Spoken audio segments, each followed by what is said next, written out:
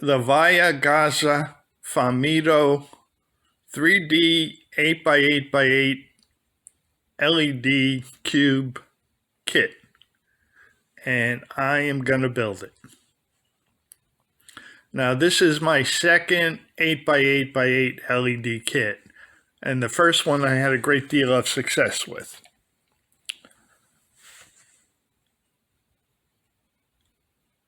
This one, however, is much smaller, and as you can see, I'm opening the LEDs, and they are 3mm LEDs, and they're clear, they're not diffuse. So this is a little unfortunate because diffuse light up much better.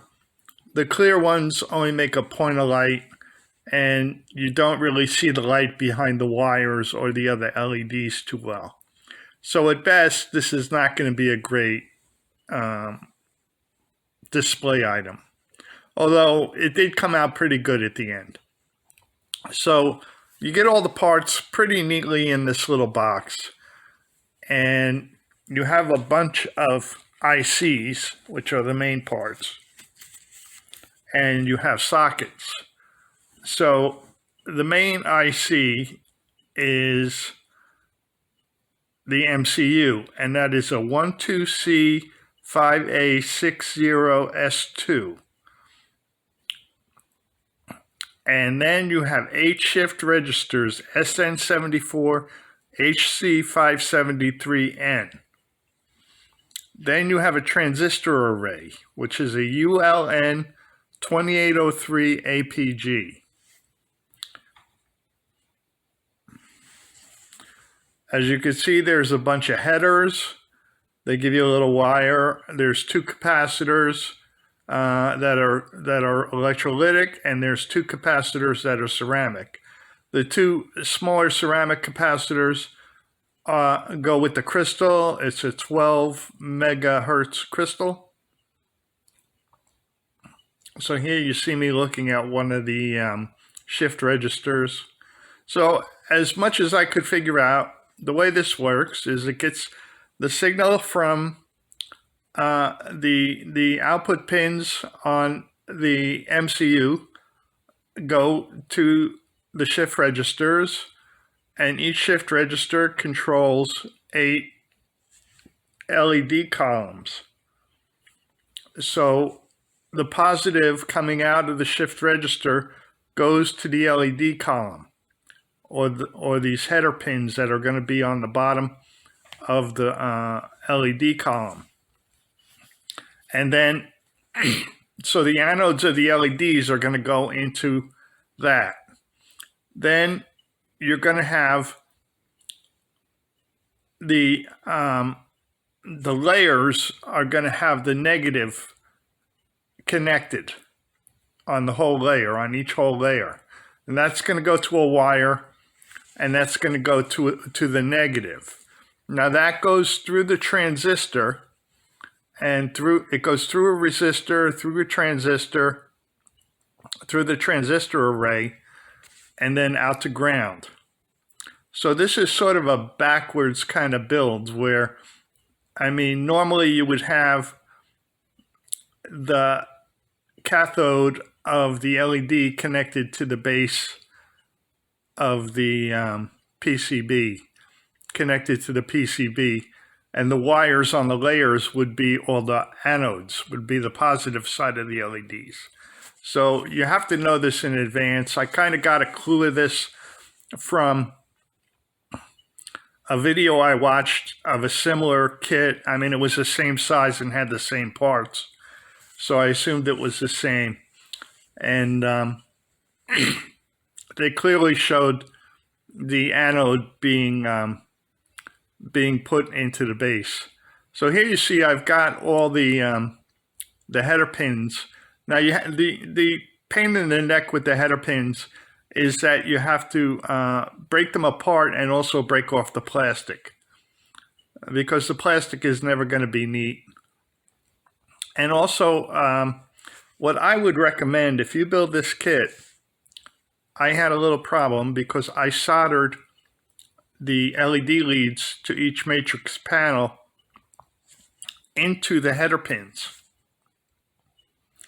And later on, I had a problem with a bad LED, a whole bad panel. And I couldn't remove that panel very easily. So what I had to do was remove 2 or 3 panels to get to that panel. So if you have to do that, you have to desolder all these header pins. And that is really difficult to do. And in fact, what I did is when I reinstalled them, I burnt out one of the pads. And I don't know if I'm going to show that later, but what I did is I jury-rigged the anode of that column to the correct shift register pin. So I connected a wire and soldered it to the anode of that column on the bottom and bent it around the bottom and just touched it to the header pin and soldered it on there. And that worked quite well. Also, when I was troubleshooting, I ran into a big problem, as you'll see later on. The 5th layer and the 5th layer did not work right. Whenever any column was on, the light in the 5th, any light in any column was on, the light in the 5th layer would be on too. And I noticed this after the 3rd layer was in, but I did not realize that it was a problem. I thought it would correct itself because maybe it needed all the layers to be put in, not layers, but matrix panels to be put in. Let me distinguish between a layer and a matrix panel. The layers are on top of each other like pancakes, and the matrix panels are straight up and down.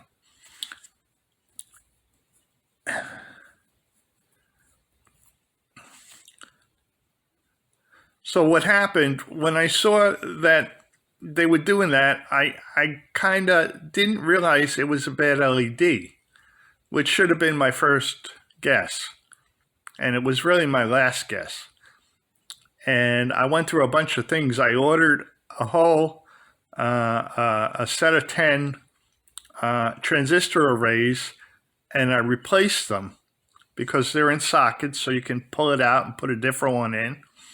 And that IC, I put that IC in, and it did the exact same thing. I thought maybe I had 2 bad ones. I tried with like 4 of them, and it did the same exact thing. And then I thought, well, maybe there was something wrong with the PC board or the sockets. Maybe I had melted a socket or made a short on the socket on that transistor array. So long story short, I had to jury rig some stuff to repair what I had broken to troubleshoot that. And finally, I realized after disconnecting a lot of the wires and solders that connect the matrix panels together, and I had it all disconnected, and when I turned it on, it would still light up that 3rd from the back matrix panel. And that didn't make sense because it had no negative. It had no ground. So obviously it was shorted somewhere. So what I did is I had to take out the back 2 matrix panels and take out the 3rd one from the back. And I really bent up the bottoms of the legs of the anodes on the bottom of the matrix panel. And I couldn't get them out of the sockets of those header pins. So what I did is I totally disconnected the whole header pin from the board. And that seemed to work. So that's why I would advise, it would have been so much easier to fix. I would have fixed it in like 20 minutes if it was a matter of just pulling those anodes out of the header pins where they weren't soldered. But alas, that's not how it went. So you see me doing some basic soldering here. You just want to be careful with these header pins, with these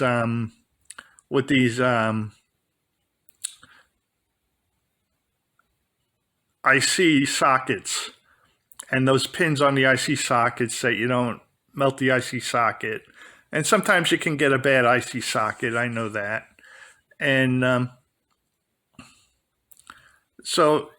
you don't want to go through this too fast, because you want to do like a couple and let it cool down for a second so you don't overheat the PC board. But the PC board held up, I have to admit, except for the one burnt out pad that I kind of ruined. I really butchered.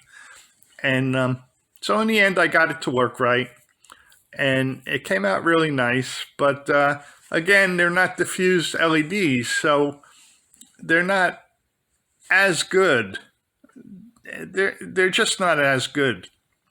But I have it in a dark spot in a little cubby hole on my TV stand, and the light is bright enough to be seen in there.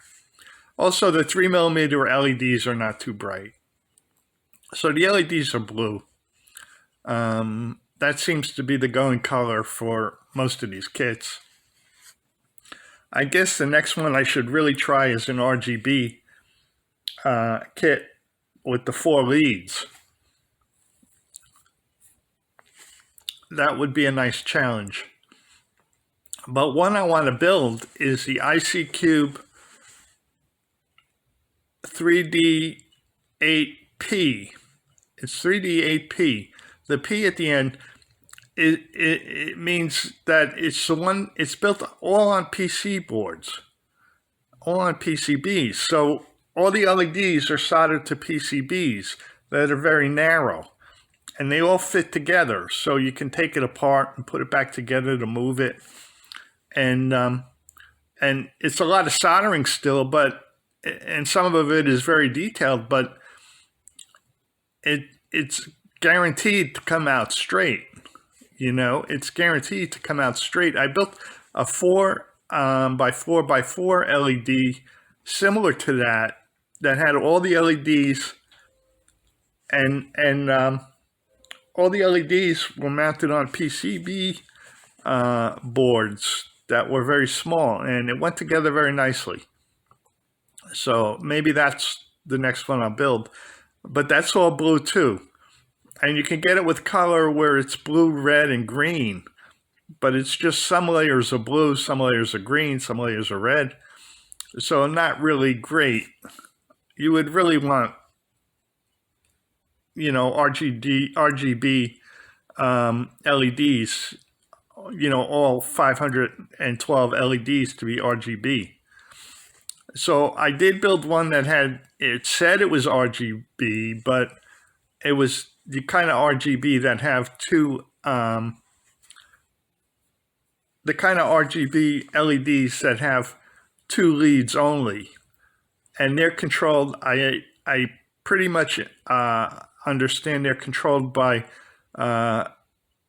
PWM modulation, pulse width modulation, which is how you can control the brightness or the speed of a motor or the brightness of an LED. If it's a better way to control it than using a potentiometer or resistor. But with these particular type of diodes, light emitting diodes, LEDs, it works quite nicely, and they can control the colors pretty good. But you can't control the colors individually. The colors all have to change all at once on the whole cube. But a true RGB would be really worth doing, an 8x8. Then again, there's the concept of doing a 16x16 of all one color. And that really sounds like a lot of work. That's about like 8 times as much work. And I went through a lot of solder. Doing these LED matrices. So I use these little 20-gram tubes of solder. It comes rolled up in the tube, and there's a little hole in the end, and you draw it out through the hole. and it's 8mm 6040 with 2% rosin core flux, rosin core flux. And I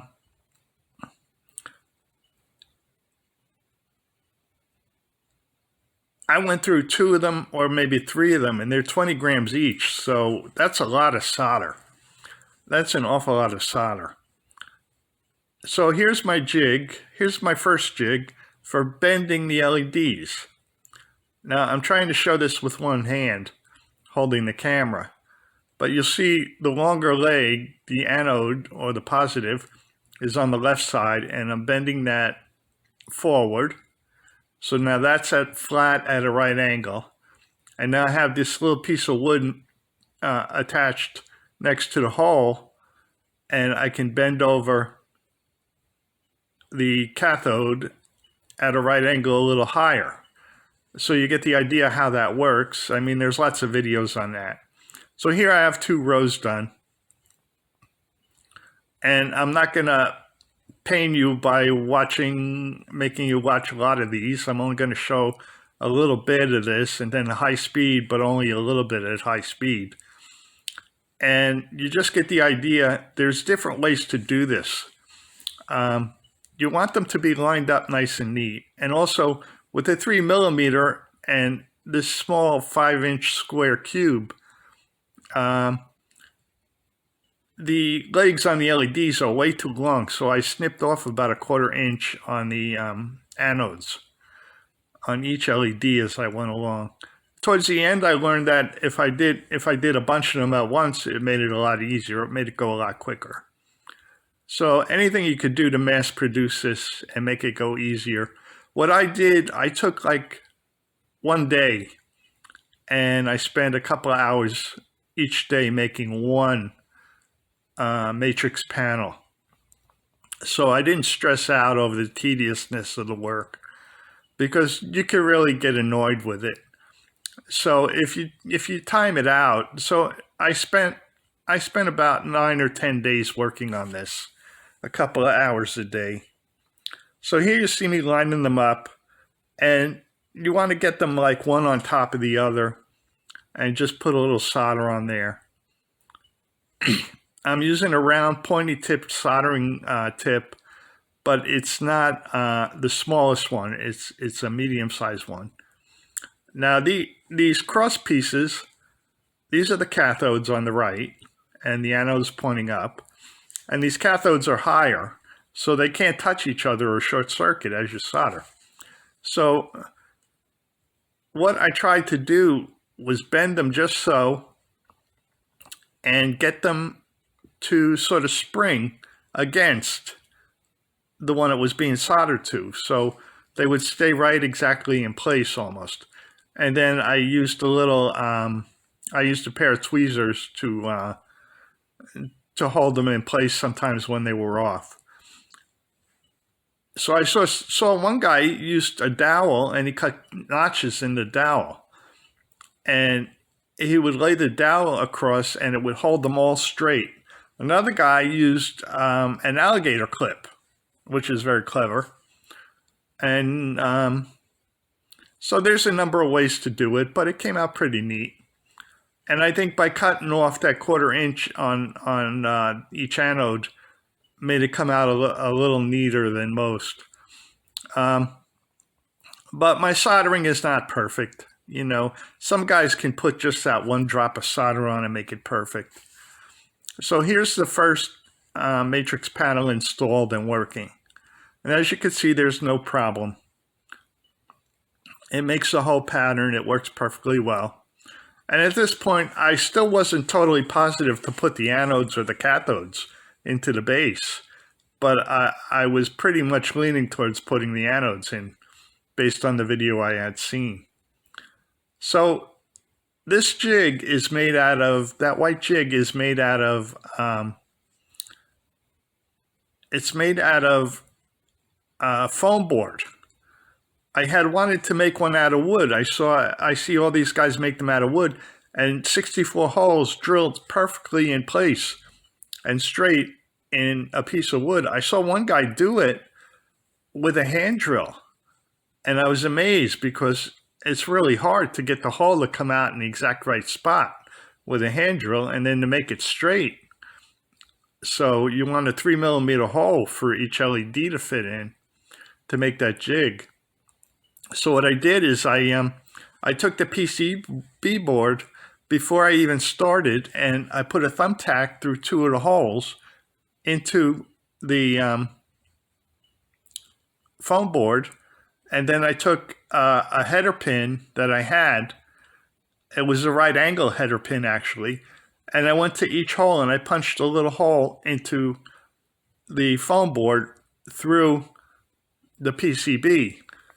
And then I went with that, and I took that, and I made a bigger hole with a screwdriver, a tiny screwdriver, Phillips head screwdriver, and then I took the LED itself, one LED, and I went and I twisted it in each hole to make them just right.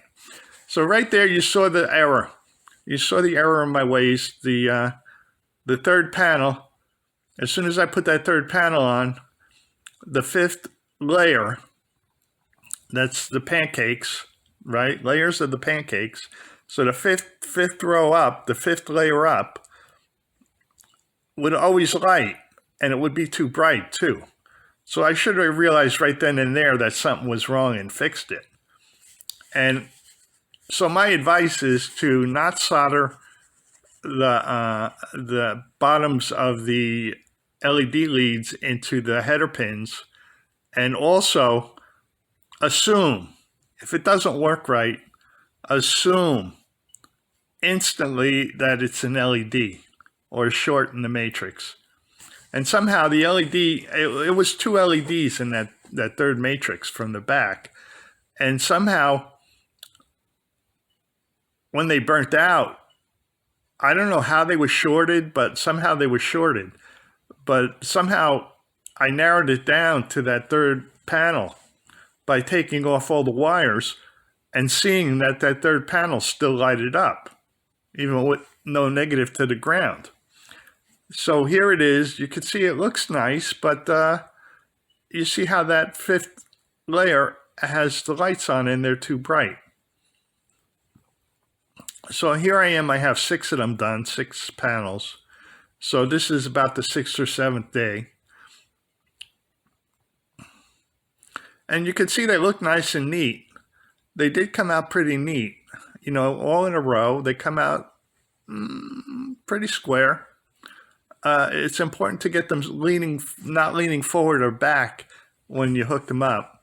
The best way to do it, I learned, I mean, some guys can really bend the negative leads of the LED on the end of the board, on the end of the matrix square with 2 pairs of pliers and get them all exactly right and solder them together, and it comes out perfect. But I tried doing that mostly, and then after I had the error, I took some wire and stripped it, some 22 gauge wire, and stripped it, and I stretched it out so it would be flat, you know, straight, and I used that to go across the leads. So here's the finished product, and as you can see, all the LEDs are working. You'll see a flicker because of the multiplexing, and that is something you might want to look into, how the multiplexing works. You don't see the flicker in real life with your eye, but the camera catches it and it's multiplexing. Now all those blank rows and columns, those are supposed to do that. But you'll see as it goes towards the back, it is more and more wires and LEDs in the way, and it doesn't shine through as well. But it makes a lot of patterns and they're really nice. So I'd recommend it. But again, I would say they should have provided diffuse LEDs. And also, you know, you're going to get what you pay for as far as 3mm LEDs. I'm not crazy about the 3mm LEDs. I would like the bigger ones, the 5mm LEDs. And actually, the last cube I built was an IC cube. IC Cube Smart, and it had actually square LEDs, which really made it look neat. It really came out neat.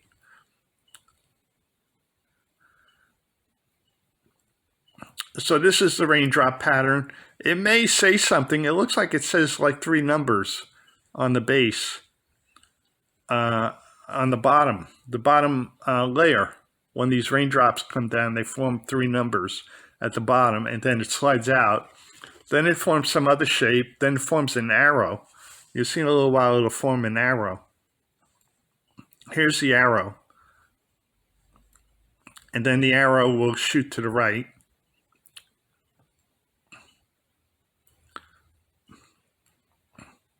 So it mostly has the normal patterns that you would see. It goes flat all the way around the circle one way, then flat all the way around all the way around the square, not the circle. All around the square one way, then all around the square the other way. Then it does the twist thing, and it does the this is doing half the cube lit up like a triangle.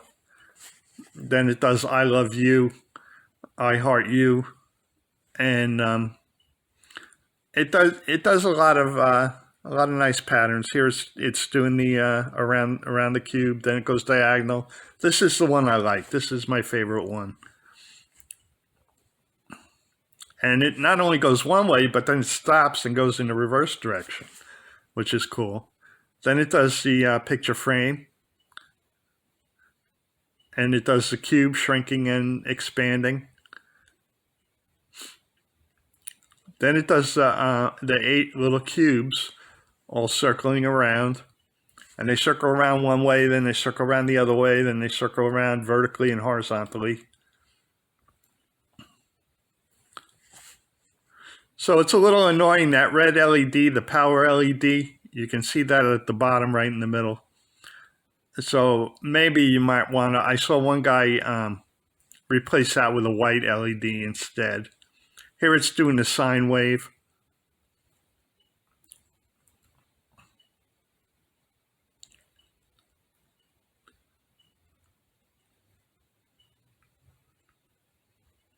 I'm not sure what that is, but it looks like it's moving to the left. Gives the effect. So then we're going around the cube again, across the diagonal. We're doing the twist thing. So it has a lot of patterns and it repeats. I don't know if it repeats them at random or if it's hard coded in there. Sometimes they use a hex code. I have no idea how it's programmed. It can be programmed, however, because it has a place to put 4 header pins. It also had 2 momentary push